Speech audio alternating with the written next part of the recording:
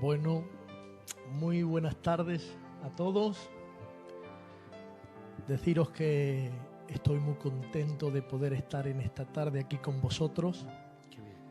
Y que es un privilegio que os acordéis de mí y que me deis esta oportunidad de poder compartir la palabra por medio de este medio tan hermoso.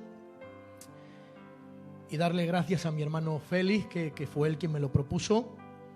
Y deciros que he venido con mucha ilusión pues para poder compartir la palabrica del Señor. Qué bien. Y dar un saludo a todos aquellos que están ahí al otro lado viéndonos, escuchándonos y compartiendo el programa con nosotros. Me hace mucha ilusión saber que estáis ahí.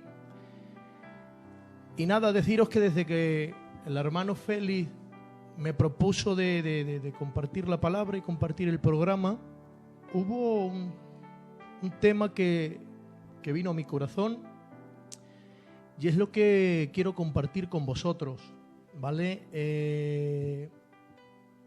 Es un tema muy importante en la Escritura, es principal dentro de la Escritura y es un tema que para los creyentes es de vital importancia. De hecho, literalmente es un tema de vida o muerte. Es un tema de vida o muerte. Hoy quiero hablarte sobre la Santa Cena del Señor.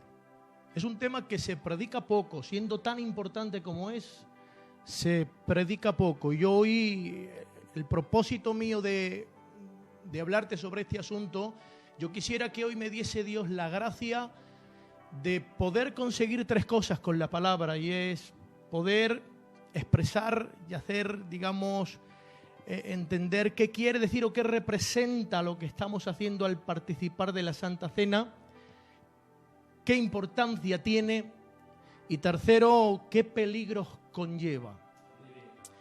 Porque el acercarse a la Santa Cena cada semana conlleva bendiciones muy grandes, pero tenemos que saber que cuando uno se acerca a la Santa Cena, a la Santa Mesa del Señor, también se está acercando a peligros muy grandes, ¿vale? Esto no se puede tomar a la ligera, no se puede hacer de cualquier manera. Por eso tenemos que entender el asunto, para que cuando nos acerquemos a la mesa del Señor, esta mesa no sea de bendición y no de maldición. En el nombre santo de Jesús. Amén. Quiero leeros la palabra del Señor, Primera de Corintios, capítulo 11 y versículo 23. Dice la palabra: porque yo recibí del Señor lo que también os he enseñado, que el Señor Jesús, la noche que fue entregado, tomó pan, y habiendo dado gracias, lo partió y dijo: tomad, comed, este es mi cuerpo que por vosotros es partido. Haced esto en memoria de mí. Asimismo tomó también la copa después de haber cenado, diciendo: esta copa es el nuevo pacto en mi sangre. Haced esto todas las veces que lo bebiereis en memoria de mí. Así pues, todas las veces que comiereis este pan y bebiereis esta copa, la muerte del Señor anunciáis hasta que Él venga. De manera que cualquiera que comiere este pan o bebiere esta copa del Señor indignamente, será culpado del cuerpo y de la sangre del Señor. Por tanto, pruébese cada uno a sí mismo y coma así del pan y beba de la copa. Porque el que come y bebe indignamente, sin discernir el cuerpo del Señor, juicio come y bebe para sí. Por lo cual hay muchos enfermos y debilitados entre vosotros, y muchos duermen. Si pues nos examinamos a nosotros mismos, no seríamos juzgados, mas siendo juzgados somos castigados por el Señor, para que no seamos condenados con el mundo. Amén. A la palabrica del Señor. Bien, aquí la palabra nos presenta el tema de la Santa Cena. Jesús estableció la Santa Cena en una noche de Pascua. Una noche de Pascua que estaba celebrando con sus discípulos. Esa misma noche era la noche que tenía que ser entregado a la muerte. Y en esa misma noche que tenía que ser entregado a la muerte, se encuentra allí celebrando la Pascua, y dice la palabra que fue esa misma noche donde establece la Santa Cena para el Señor. Alabado sea el bendito nombre de Dios. Lo primero que la palabra nos está señalando con el hecho de que la Pascua o la Santa Cena, Jesús la establece en una noche de Pascua, lo primero que el Señor nos está señalando con este acontecimiento es que la Santa Cena y la Pascua son una misma cosa. Son una misma verdad, apuntan en una misma dirección. La Pascua y la Santa Cena son como la cara y la cruz de una misma moneda. Alabado sea el bendito nombre del Señor. La Pascua le fue entregada al pueblo de Israel y la Santa Cena le ha sido entregada a la Iglesia del Señor. Y tenemos que entender que la Iglesia e Israel son dos pueblos diferentes, pero aunque son dos pueblos diferentes, tenemos que saber que los dos pueblos le pertenecen a Dios de una forma única, total y absoluta, pero también tenemos que saber que aunque los dos le pertenecen a Dios de una forma única, total y absoluta, cada uno de estos pueblos tiene su identidad, tiene su propia faceta y su propio lugar dentro del programa y dentro del plan que Dios ha establecido. Alabado sea el bendito nombre del Señor. Claro, tenemos que entender que dentro de este programa donde cada pueblo tiene su lugar, ¿vale? Tenemos que saber que estos dos pueblos son dos focos de revelación por los cuales Dios a lo largo de la historia se ha ido manifestando a la humanidad. Y por medio de estos pueblos Dios se ha dado a conocer en muchos sentidos. Ahora al pueblo de Israel Dios le entrega la Pascua. Ya a la Iglesia Dios le entrega la Santa Cena del Señor. Pero tenemos que entender que tanto la Pascua como la Santa Cena son una misma cosa, apuntan en una misma dirección y hacia un mismo evento. Están apuntando tanto lo uno como lo otro al Cordero de Dios que quita el pecado del mundo, en el nombre santo del Señor. Aleluya. Por eso, para entender la santa moneda que hemos recibido, la Santa Cena que celebramos cada domingo en nuestras iglesias, no solamente tenemos que irnos al Nuevo Testamento, sino que tenemos que irnos también al Viejo para entender la Pascua, ¿vale? Para entender la moneda no solamente tenemos que ver la cruz, sino que también tenemos que ver la cara, ¿vale? ¿Y qué es lo que esa Pascua nos revela sobre el asunto que hoy nosotros, la iglesia, estamos celebrando? Por eso, dame un tiempo para hablarte de cómo Dios establece la Pascua en medio de su pueblo, en medio de Israel. Si no me equivoco, en el año 1500 antes de Cristo aproximadamente se encuentra Israel cautivo en el imperio de Egipto. La aflicción, el dolor y la fatiga que estaban sufriendo en ese imperio los tenían como esclavos, pisando barro, siendo azotados por el látigo. La palabra dice que la aflicción era tremenda hasta el punto que el clamor llegó hasta el cielo y golpeando en las puertas del cielo reclamaron que Dios viniera sacando a ese pueblo de la esclavitud.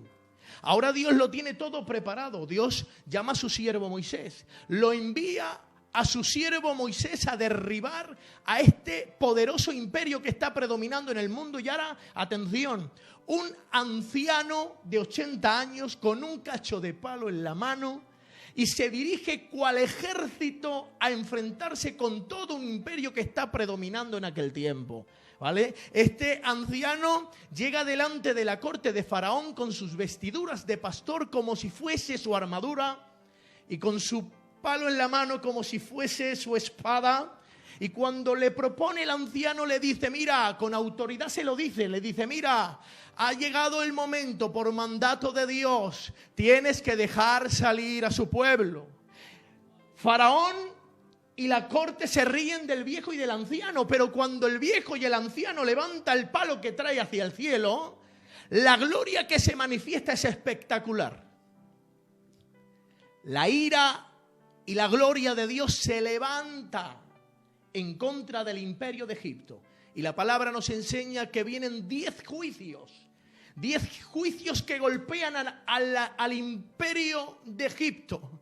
La palabra dice que empiezan a venir los juicios uno detrás de otro. Se han celebrado 9 juicios. 9 juicios. El imperio está totalmente doblegado. El imperio ya no puede más. El corazón se le derrite. El imperio entero le está rogando a Faraón, déjalos ir ya. Déjalos ir ya, que no podemos más de la fatiga, no podemos más de la disciplina, no podemos más del golpe de la mano del Señor, déjalos ir ya. Pero en contra de todo pronóstico, el corazón de Faraón todavía sigue duro y no quiere dejarlos ir.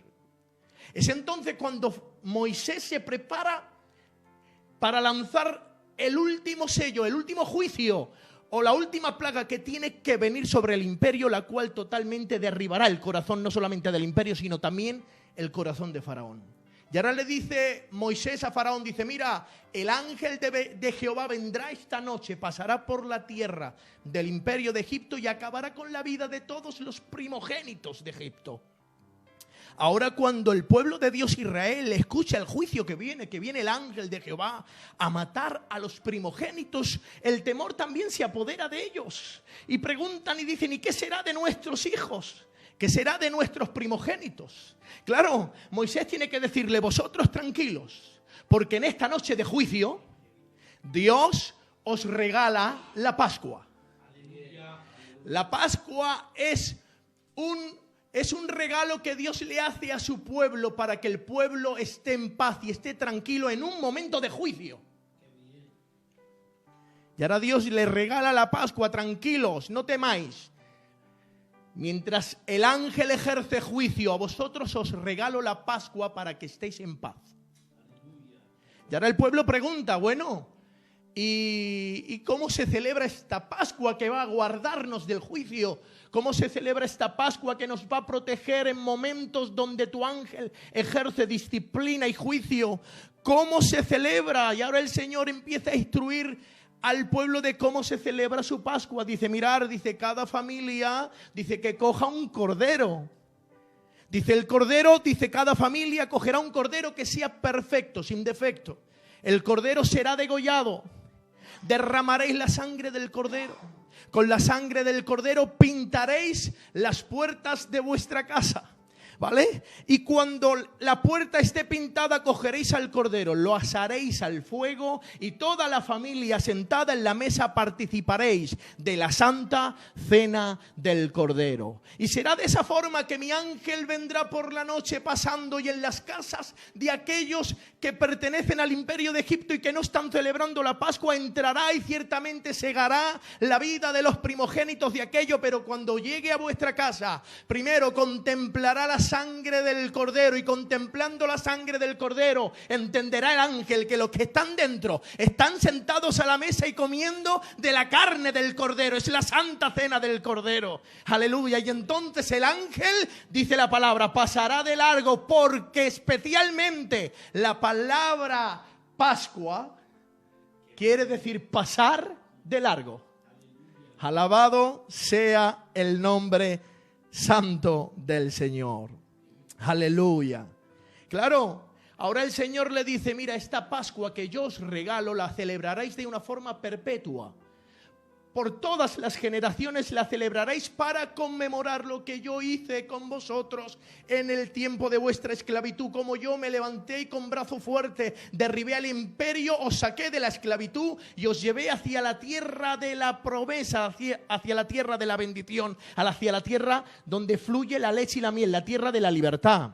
Aleluya. Claro, ahora Israel durante 1500 años celebra la Pascua. Desde que se establece la Pascua hasta que llega Cristo son 1500 años. Israel celebrando durante 1500 años, recordando, celebrando para recordar un acontecimiento pasado, lo que Dios había hecho con ellos en el imperio de Egipto. Lo que no sabían ellos, que no lo sabían, es que dentro de los misterios que Dios ha escondido dentro de la Pascua, ellos no solamente llevaban 1500 años recordando, sino que por cada año que celebraban la Pascua estaban también anunciando un acontecimiento profético y un acontecimiento futuro. Era el acontecimiento más importante que tiene que suceder sobre toda la historia de los hombres. Y es que cuando celebraban la Pascua no solamente recordaban, sino anunciaban que el verdadero Cordero de Dios tiene que venir a la tierra y el verdadero Cordero de Dios tiene que darse en la cruz del Calvario para que todos aquellos que en él crean no se pierda, mas tenga vida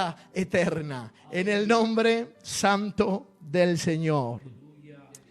Por eso la Pascua no solamente es un recuerdo, también era un anuncio que ellos desconocían, ellos no entendían este anuncio, pero estaba ahí escondido en los misterios que Dios esconde dentro de sus asuntos, ¿vale?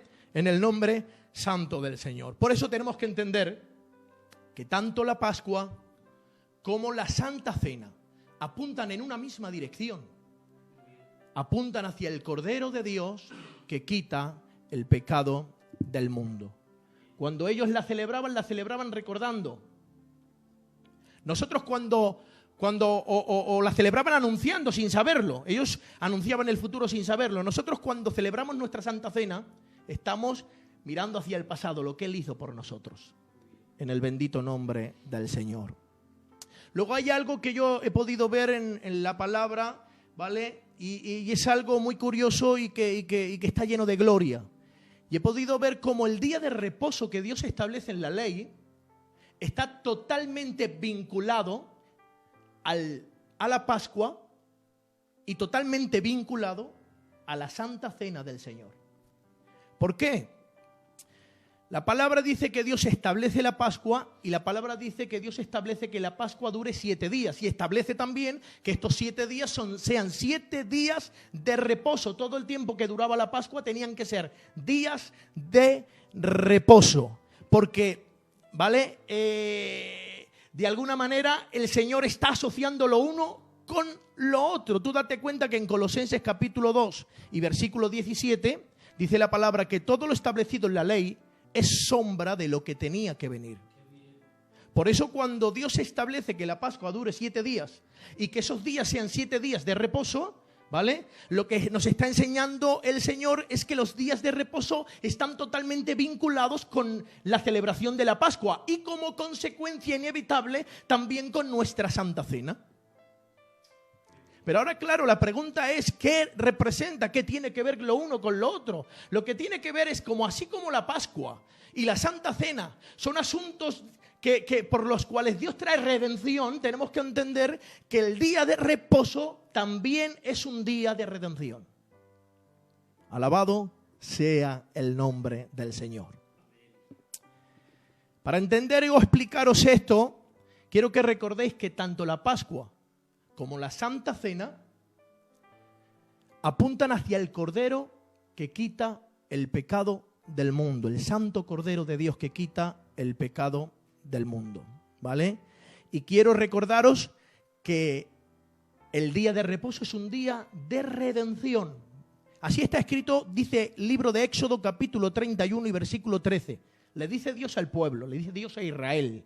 Le dice, mira, pueblo mío, dice, tú guardarás mis días de reposo. Dice, y esto será señal entre mí y vosotros. Y lo guardaréis por generaciones perpetuas. Y ahora dice el motivo. Dice, para que sepáis que soy yo el que os santifica.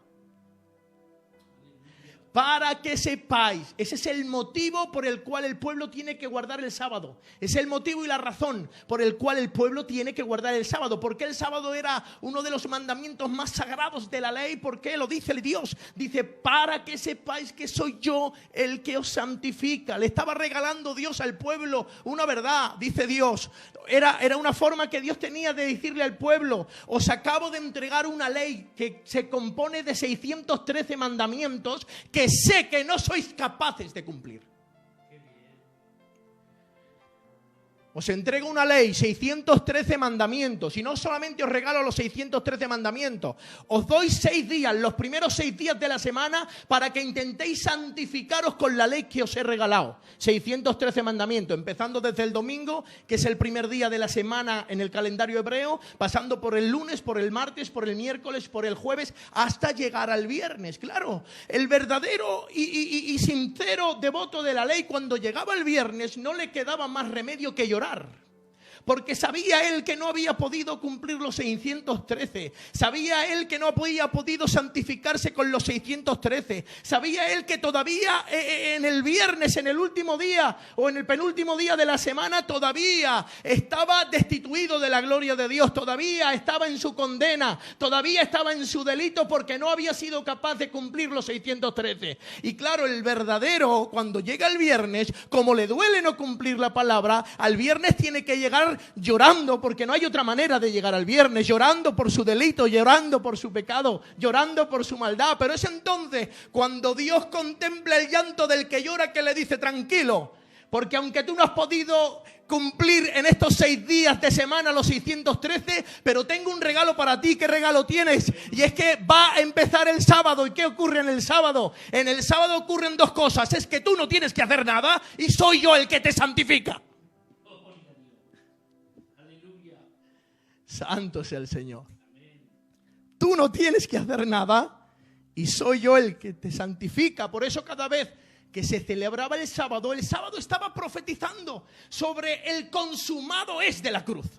Todo lo he hecho yo y aquí no hay nadie que aporte nada conmigo. Por eso dice el libro de los Hebreos, capítulo 3 y versículo 4, dice el libro de los Hebreos, que aquellos que han recibido a Jesús, dice, para Jesús, para nosotros, es nuestro día de reposo. Está diciendo la palabra que aquellos que hemos recibido a Jesús, no necesitamos cumplir los 613 mandamientos de la ley para santificarnos, porque hay alguien que al margen de la ley nos ha santificado. Es Jesús, nuestro día de reposo. Alabado sea el bendito nombre del Señor. Aleluya. Jesús, nuestro día de reposo. Por eso el día de reposo está totalmente vinculado a la Pascua y a la Santa Cena. Porque tanto lo uno como lo otro está hablando de la redención que Cristo llevó a cabo por la humanidad y para los que creen en el nombre santo del Señor. Amén.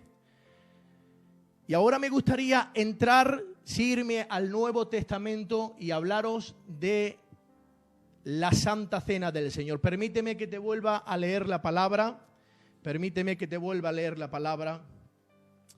Dice, porque yo recibí del Señor lo que también os he enseñado. Que el Señor Jesús, la noche que fue entregado, tomó pan, y habiendo dado gracias lo partió y dijo, tomad, comed, este es mi cuerpo que por vosotros es partido. Haced esto en memoria de mí. Asimismo tomó también la copa después de haber cenado, diciendo, esta copa es el nuevo pacto en mi sangre. Haced esto todas las veces que lo bebiereis en memoria de mí. Así pues, todas las veces que lo comiereis este pan y bebiereis esta copa, la muerte del Señor anunciáis. Tomad atención ahora que nos vamos a centrar en lo que viene, que es muy importante. Dice, de manera que cualquiera que comiere de este pan o bebiera de esta copa del Señor indignamente, será culpado del cuerpo y de la sangre del Señor. Por lo tanto, pruébese cada uno a sí mismo y coma así del pan y beba de la copa.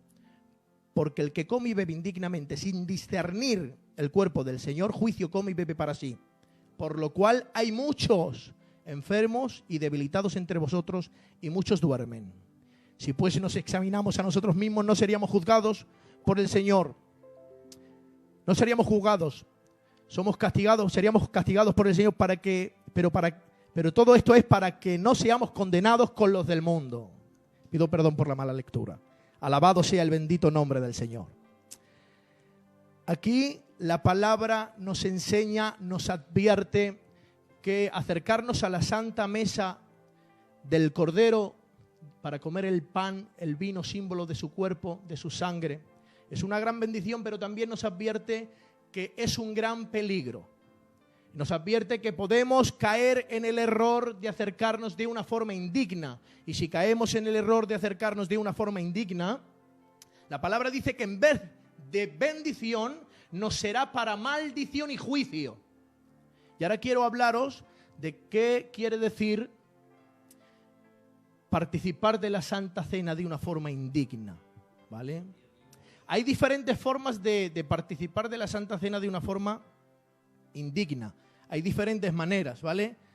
El primero son aquellos que viviendo de una forma abandonada y viviendo en el descuido, aún así se atreven a acercarse a lo santo y sin temor y sin reverencia, aunque viven descuidados, aunque viven en el abandono, aunque viven de cualquier manera, sin temor y sin reverencia, se atreven a levantarse y a participar del pan y del vino como si nada ocurriera. Estos creyentes son semejantes a los hijos de Aarón.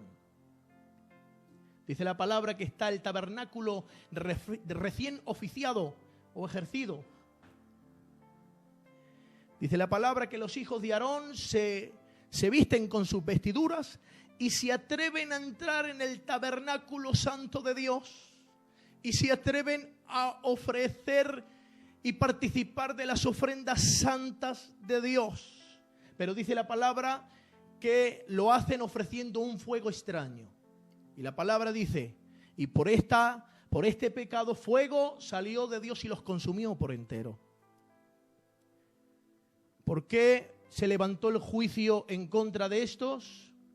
Porque se atrevieron a entrar en el lugar santo, se atrevieron a acercarse a Dios, se atrevieron a entrar en la casa santa de Jehová para ofrecer un fuego extraño. La palabra extraño quiere decir algo que no es legítimo. Estos son aquellos que se atreven a venir a la casa del Señor, que se atreven a venir al tabernáculo, que se atreven a participar de las alabanzas y de la palabra. Son aquellos que se atreven a meterse dentro del pueblo de Dios, de la tierra santa, pero se atreven a venir sin temor y sin reverencia, ofreciendo un fuego extraño, un fuego que no es legítimo, una forma de vida que no es legítima, una forma de vida que les permite vivir como quieren, les permite vivir como les da la gana, les permite vivir en el abandono, les permite vivir a su forma y a su manera, pero aún así se atreven a venir y a participar de lo santo. Estos son gente semejante a los hijos de Aarón, que entrando en lo santo, ofreciendo ellos un fuego extraño, un evangelio extraño, una forma de servir a Dios extraña, el fuego de Dios los alcanzará. Gente que se atreve a vivir en el abandono y aún así se atreven a levantarse y a participar del pan y del vino. El que tal participa, dice la palabra, juicio come y bebe para sí, en el nombre santo del Señor. Estos son unos de los que participan. Luego hay otro que, estos son más sutiles. Hay otra forma de participar de la Santa Cena de una forma indigna y esto es más sutil, es más complicado, es más entretejido, ¿vale? Es que estos son aquellos que cumplen con toda la exigencia del sistema al pie de la letra. Es aquellos que realmente se deleitan en las actividades religiosas que la propia religión o el propio evangelio demanda, ¿vale? Son gente que, como aquel publicano, proclaman en su oración: yo oro, yo diezmo, yo ayuno, yo no soy como aquel pecador. Gente que literalmente son así porque nunca dijo Jesús que no fuese verdad lo que este dijo.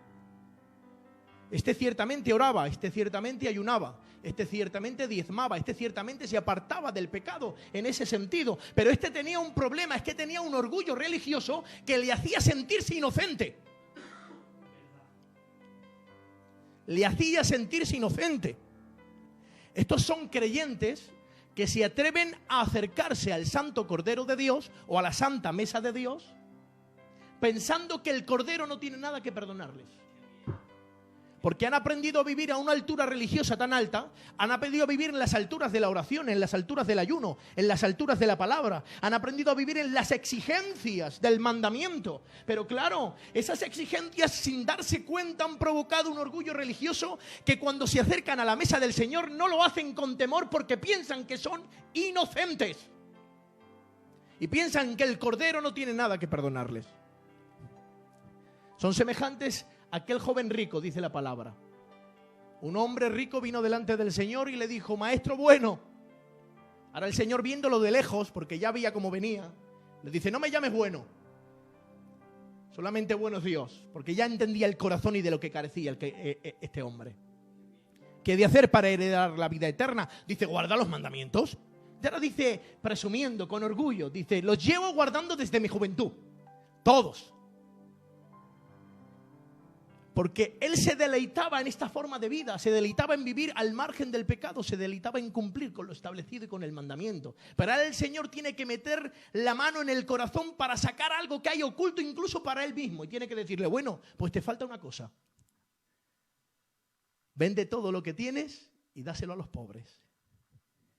Y ahora cuando este hombre rico, dice la palabra, y se fue triste porque tenía muchas posesiones. Date cuenta, este vino pensándose que era bueno. Se acercó al Cordero pensando que el Cordero no tenía nada que perdonarle. Pero cuando se enfrenta al Cordero, el Cordero mete la mano en el corazón de aquel y tiene que arrancarle la pudredumbre que lleva en sus entrañas y tiene que recordarle lo que está escrito en la ley. Tiene que recordarle, porque las mejores de vuestras obras son trapos de inmundicia delante de mí. Alabado sea el nombre del Señor. Claro, tenemos que entender cuando dice la palabra, ¿vale? Pruébese cada uno o júzguese cada uno a sí mismo. Tenemos que entender que no se está refiriendo la palabra a que cuando llegue el domingo tú te examines y hagas cálculos matemáticos. Bueno, esta semana ¿me he portado bien o me he portado mal? Si he cometido algún defecto, me tengo que quedar sentado.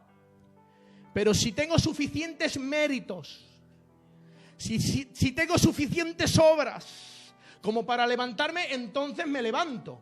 Pero no tiene nada que ver con eso cuando la palabra dice pruébese o júzguese cada uno a sí mismo. Sino que dice la palabra, cuando dice pruébese o júzguese a sí mismo, lo que está diciendo la palabra es vuelve a escudriñar tu corazón. Y vuelve a recordar el texto que ahora mismo hemos citado. Vuelve a recordar que las mejores de tus obras, por mucho que hayas orado, por mucho que hayas leído, por mucho que te hayas guardado, por mucho que hayas esforzado por darle limosna al pobre, da igual, las mejores de tus obras siguen siendo trapos de inmundicia. Por lo tanto, antes de participar, escudriña tu corazón, encuentra tu pecado, vuelve a arrepentirte y entonces levántate y come. Y entonces levántate y come. No es mira a ver si eres digno o no. No, eso no es. Pruébese y júzguese quiere decir vuelve a declararte culpable antes de participar. Vuelve a declararte culpable.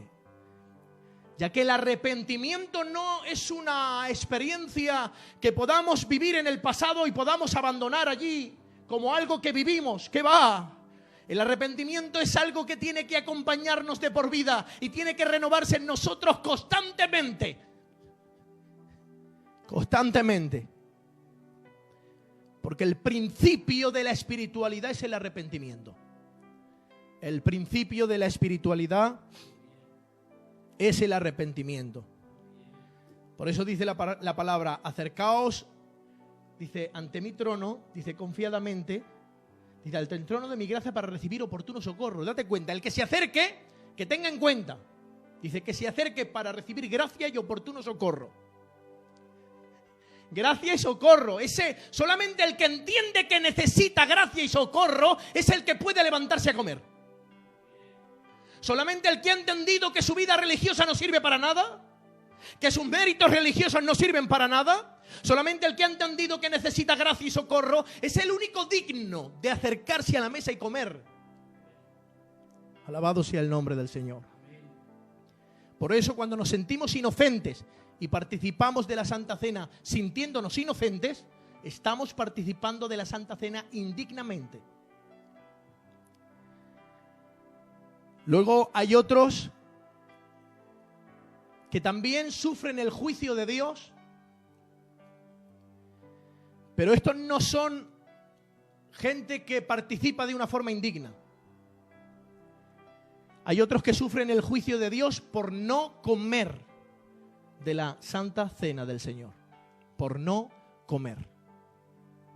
Porque si hay juicio en comer de una forma desordenada, también hay juicio en el hecho de no comer. Por eso dice la palabra, júzguese cada uno a sí mismo, dice, y coma. ¿Vale? Júzguese cada uno a sí mismo y coma. Esto no quiere decir que puedes pasar por alto a tu pastor, porque ahí tenemos a los hombres de Dios, los cuales tenemos que contar con ellos y abrirle nuestro corazón y pedirle consejo antes de participar en estos asuntos, ¿vale?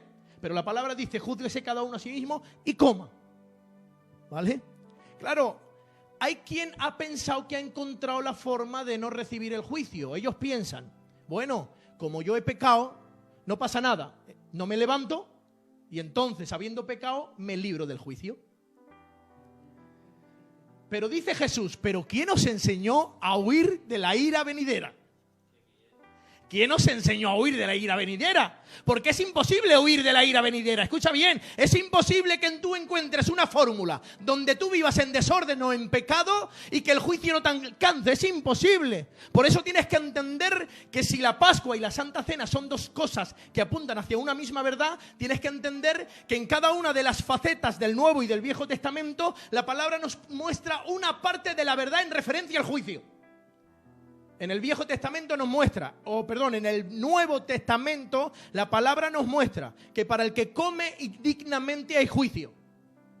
Pero en el Viejo Testamento, en la Pascua, la palabra nos muestra que el juicio es para el que no come. Tú date cuenta que en la Pascua había un ángel ejerciendo juicio. Pero ahora Dios les regala la Pascua. Solamente hay una forma que el juicio no te alcance, pueblo mío. Es mata al cordero, pinta con su sangre en tu puerta, pasa adentro, ásalo al fuego, ponlo en medio de la mesa y que toda la familia participe del cordero. Y solamente el que come de la carne, solamente el que vive dentro del pacto del cordero, solamente el que participa de esa cena, es librado del juicio. El que no come, el que vive fuera, el que se queda sentado intentando escapar del juicio, no vas a poder. El juicio, el ángel te perseguirá y te alcanzará. El ángel te perseguirá y te alcanzará. Pero ¿cuáles son los juicios? ¿Vale? Y ahí voy a entrar ya en la recta final. ¿Cómo vamos de tiempo? ¿Me dais un minuto? La palabra dice, escucha bien, la palabra dice que por participar del pacto indignamente, dice en medio del pueblo, dice hay muchos enfermos. La primera palabra alarmante, muchos. Muchos enfermos en medio del pueblo. La palabra nos enseña, escucha bien, que la raíz de nuestras enfermedades muchas veces tienen que ver con nuestro pecado. Y repito, no siempre, pero muchas veces, dice la palabra, hay muchos. Por algún motivo nosotros queremos desasociar lo que nos acontece de la forma en la que vivimos, pero la palabra no nos permite creer eso. La palabra nos exige que entendamos que lo que nos acontece está totalmente relacionado con la forma en la que vivimos. Dice Deuteronomios capítulo 28, le dice Dios a su pueblo, dice, si no escuchares mi voz y no guardares mis mandamientos, dice, yo te heriré. ¿Y cómo me herirás? Dice Dios, con mortandad, con tisis, con fiebre, con inflamación, con úlceras, con tumores y con sarnas. Y ahora dice en el Nuevo Testamento, Jesús sana al paralítico de Betesda, porque hay quien piensa que el Dios del viejo no es el Dios del nuevo, pero es exactamente el mismo. Dice la palabra, Jesús sana al paralítico de Betesda, 5:14. Dice, después le halló Jesús en el templo y le dijo, mira, has sido sanado, pero no peques más para que no te venga ninguna cosa peor. Porque no podemos desasociar lo que nos acontece de la forma en la que vivimos. Muchos enfermos. Hay otros que dicen debilitados. Aleluya. Estas son circunstancias a las que Dios te entrega, a las cuales no tienes capacidad para enfrentar. Y voy a ir rápido, ¿vale? Voy a ir rápido. Circunstancias a las que Dios te entrega, a las cuales no tienes capacidad para enfrentar. A veces Dios permite, mira, le dice Dios a David e Israel pecan. David e Israel pecan. Y ahora Dios le dice a David, mira, elige 3 juicios que yo te dé, elige uno para que yo discipline a mi pueblo. Y ahora dice 7 años de hambre, 3 meses derrotado por la mano de tu enemigo o 3 días de peste y enfermedad. Date cuenta que en medio de los juicios que Dios propone uno que dice 3 meses de derrota. 3 meses donde tu enemigo tenga más fuerza que tú. 3 meses donde tú te sientas débil y no puedas afrontar la guerra y pierdas, caigas derrotado. Porque a veces Dios, cuando nos disciplina, nos entrega a estas circunstancias, guerras en la casa, acontecimientos en el hogar, en el matrimonio, en los hijos, circunstancias que no somos capaces de enfrentar. Esto puede ser una escasez económica que no eres capaz de enfrentar. Esto puede ser problemas en el matrimonio que no eres capaz de enfrentar. O cualquier otra circunstancia en la que te ves peleando en la guerra y eres incapaz de enfrentar. Son disciplinas con las que Dios te disciplina. Quiero ir rápido, ¿vale? Porque quiero terminar. Sé que estamos muy rápido de tiempo, pero ya está. Déjame que te hable del último juicio. Y ya termino. Este es alarmante. Dice, muchos duermen. Muchos duermen. Aquí literalmente está diciendo la palabra que son muchos los que han muerto por participar del pacto indignamente. Esto es muy fuerte. Y dice muchos, ¿eh? Lo que ocurre es que cuando acontece una desgracia, Dios no señala ni el motivo, ni la causa, ni la razón. Dios guarda silencio. Aleluya. Pero la palabra nos enseña que Uza, por ejemplo, por tocar el arca, dicen, murió. Ananías y Zafira por echar a la ofrenda de una forma que a Dios no le agrada, dice la palabra, murieron. Y tanto los unos como los otros cometieron un mismo pecado, un pecado de profanación. Un pecado de profanación es acercarte a lo santo de una forma indigna. Por lo tanto, cuando uno se acerca a la santa mesa del Señor de una forma indigna, está cometiendo un pecado de profanación. Y la palabra nos enseña el caso de Uza y el caso de Ananías y Zafira, dice la palabra, está escrito. Dice, para que el pueblo tiemble. Para que el pueblo tiemble en el nombre santo del Señor. Pero ya cierro la palabra. Pero estos juicios no son para destruirte ni para condenarte. Estos juicios Dios los manda para salvación y corrección, dice la palabra, dice el texto. Dice, mas siendo juzgados somos castigados por el Señor para que no seamos condenados con los del mundo. Cuando Dios te disciplina, lo hace para salvarte, en el nombre santo del Señor. Amén. Esta es la palabrica que el Señor ha puesto en mi corazón y espero haberos hecho bien.